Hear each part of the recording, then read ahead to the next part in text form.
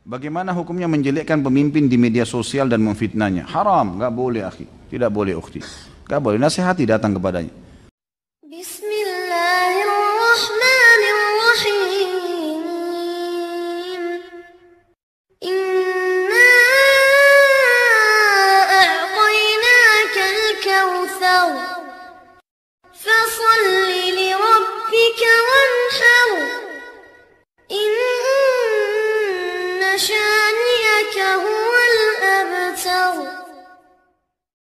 Bagaimana hukumnya menjelekkan pemimpin di media sosial dan memfitnahnya? Haram, nggak boleh akhi, tidak boleh ukhti, nggak boleh. Nasihati datang kepadanya. Walaupun non muslim, kata Nabi SAW dalam hadis riwayat Imam Ahmad, hadis sahih, man ahana amirahu ahanahullah. Siapa yang menghina pemimpinnya, Allah akan menghinanya. Nggak boleh. Tidak boleh ada yang buat karikatur, ada yang buat begini. Apa ini teman-teman sekalian? Ada orang banyak menjadi pahlawan, kesannya dia paling hebat. Kalau bicara di warkop dia paling hebat. Oh saya begini, kalau saya bagaimana? Nah, di rumah saya di gang anda masih belum bisa jadi pemimpin. Ini mau memimpin negara, terus salahin orang yang sudah jadi presiden. Dari mana ini? Kalau anda jadi presiden mungkin sudah ubanan gitu. Nah, kira gampang apa orang jadi seperti itu?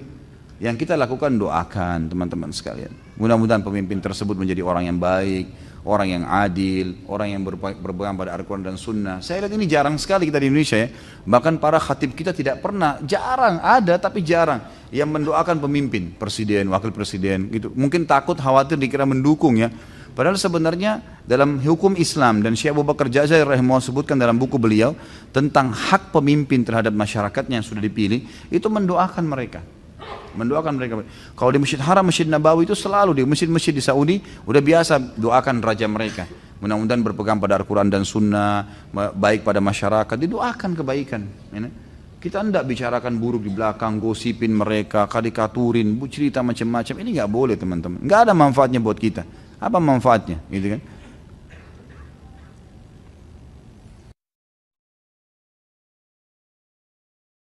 Wahai para kaum muslimin, sadarilah bahwa cacian, kritikan di muka umum dan makian kita terhadap penguasa sungguh hanya akan memperburuk keadaan. Apakah Allah Subhanahu wa taala akan merubah keadaan penguasa apabila kita mencaci-caci mereka? Atau sebaliknya, apabila kita bersabar, mendoakan kebaikan bagi mereka, bukankah ada kemungkinan Allah akan memperbaiki mereka? Lalu mengapa kita memilih jalan untuk mencaci makinya? Apabila kita mencaci maki penguasa, apakah pahala yang kita dapatkan atau dosa? Sebaliknya, apabila kita mendoakan kebaikan bagi penguasa, pahala yang kita dapatkan atau dosa? Maka seorang yang berakal sehat tidak akan memilih jalan untuk mencaci maki penguasa yang ada. Apakah seorang mukmin akan mencaci dan memaki apa yang Allah takdirkan atasnya ketika tidak sesuai dengan seleranya? Maka ikhwani rahimakumullah, dengan ini, di hari kemenangan ini, di hari fitrah ini, kami tegaskan bahwa kami ahlu sunnah berlepas diri dari mereka yang turun ke jalan dan mencaci memaki para penguasa dengan menyerukan takbir. Seraya menyerukan takbir, mereka mencaci dan memaki para penguasa. Tuhan mana yang mereka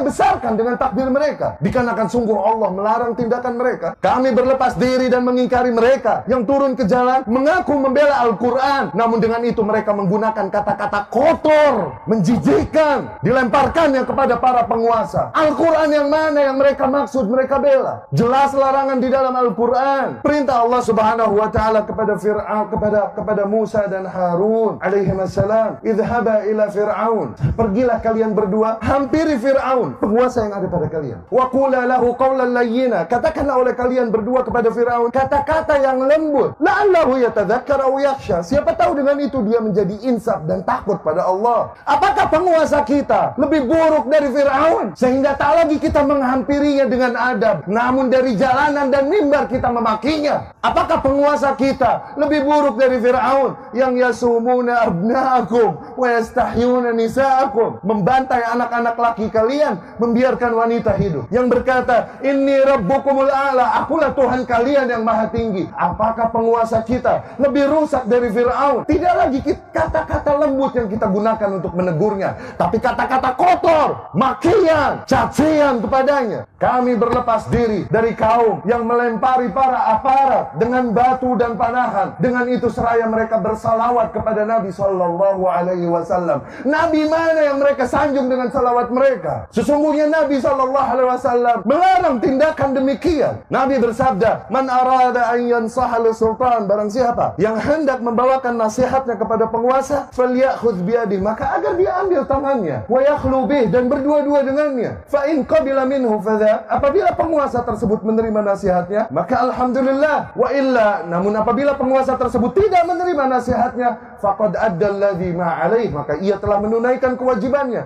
Dia tidak memiliki hak memaksa kepada para penguasa dengan adab dan baik. Seraya bersalawatan, mereka lakukan keburukan, kerusakan di muka bumi itu. Seraya bersalawat atas nama Nabi Muhammad SAW. Nabi yang mana yang mereka maksudkan dengan salawat mereka itu? Orang-orang mati di antara mereka sebut dan mereka syiarkan dengan nama mati syahid. Dikarenakan tindakan yang mereka lakukan katanya adalah jihad fisabilillah. Sungguh para aparat yang berjihad menghalau kalian yang hendak membuat pintu kerusakan dan fitnah pada umat. Aparat yang berjihad, bukan mereka. Adapun yang mati di antara mereka, sebagaimana Rasul katakan, man kharaja minat ta'ah, barang siapa yang membangkang kepada penguasa, kalaupun hanya sejengkal, summa mat, kemudian dia mati dalam keadaan itu, mata mitah jahiliyah, dia mati dalam keadaan bangkai jahiliyah. Syahid apa yang mereka maksudkan? Nabi mana yang mereka jadikan tuntunan untuk tindakan mereka? Di mana mereka dari anjuran Allah dan Rasulnya ini Sallallahu Alaihi Wasallam? Tanyakan ini pada lubuk hati kalian yang paling dalam dan nurani kalian. Apakah kebencianmu, kekecewaanmu kepada para penguasa yang ada padamu adalah alasan yang cukup bagimu untuk merusak keamanan dan menghancurkan persatuan negeri ini? Apakah semua kebencianmu dan kekecewaanmu reason enough, adalah alasan yang cukup untuk ikut memberikan sumbangsih dalam tindakan-tindakan yang mengacaukan persatuan negara, mengancam keamanan negara, membuka pintu fitnah, penjarahan, dan lain-lain? Demi Allah, mereka yang bergerak dengan nama Islam sama sekali tidak mewakili ajaran Islam yang mulia ini. Fallahumma izzal Islam wal muslimin wa ahlikil kafarata wal mubtadi'ata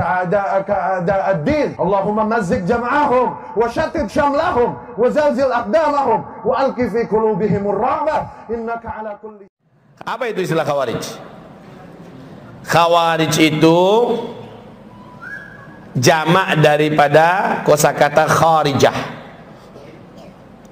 orang yang keluar dari kepemerintahan, kepemimpinan resmi dalam Islam, nggak mau taat, melawan, dan bahkan memberontak, mengkafirkan penguasa, mengkafirkan orang-orang yang tidak sepaham dengan mereka.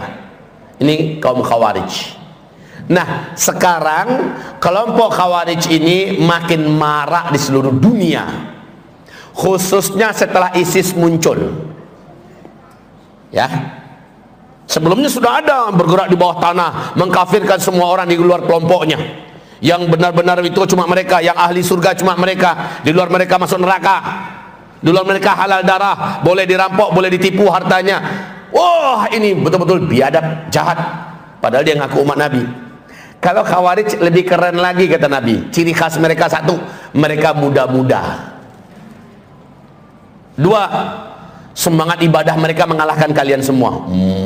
Mantepnya Pak.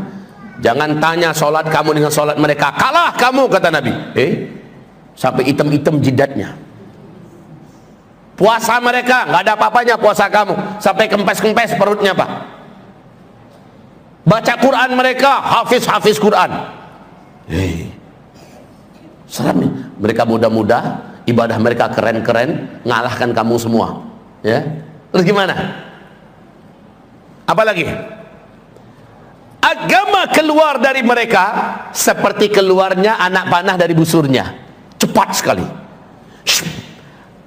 Begitu cepatnya dia murtad dan kafir.